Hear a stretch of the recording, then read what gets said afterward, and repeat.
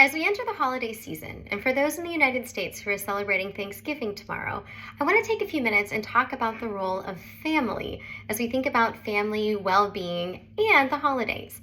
We know that family can be a wonderful thing to come together during the holidays, to celebrate, to be able to appreciate what we have. Family and friends are important for social support that help with our well-being overall and our mental health. But we also know that not everyone is going to be able to be with their family. It may be that you are traveling. For instance, I am currently in Cape Town, South Africa, and will not be with my family on Thanksgiving tomorrow. But there are ways to still stay connected with our family. It could be a phone call, it could be an email, it could be a letter that family has to open on that day when we're not together, opportunities to celebrate on different dates, even though it's not the exact date of the holiday, you can still have your own opportunities. And there are some people that may also not be able to be with their family because it's not healthy for them or they have lost family. And so that's where having other people, for instance, friends, can be our family of choice. You have individuals that engage in Friendsgiving, or maybe the opportunity where somebody may be by themselves and they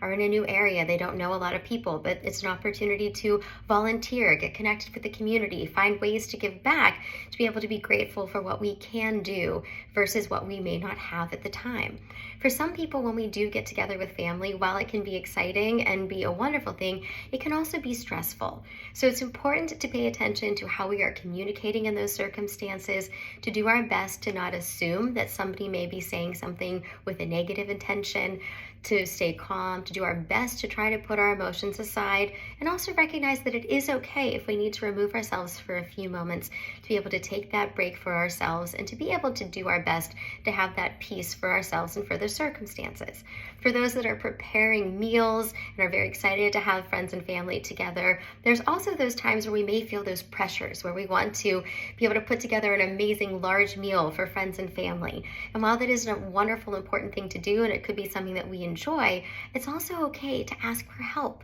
to be able to divide and conquer the to-do list, to have other friends or family members to help with that, to be able to take that moment to enjoy instead of just spending all the time in the kitchen preparing and then not being able to spend any quality time with friends and family, being able to give ourselves a little bit of that grace for ourselves as well, recognizing that we may not have every dish come perfectly warm at the same time, but we are doing the best that we can. We're making that effort to show our friends and family that we care about them and that it is okay that not beat ourselves up if everything isn't exactly perfect. It is also a great idea to look at other ways where we can have everyone share something that they're grateful for, take that moment again to focus on what we have versus what we do not have. If you have things that you enjoy, for instance, running, you may engage in a turkey trot or a reindeer run or whatever it is, the holidays that you are celebrating. But to be able to take those few moments to be grateful for those that we do get to share our time with, to recognize the importance of our own self-care,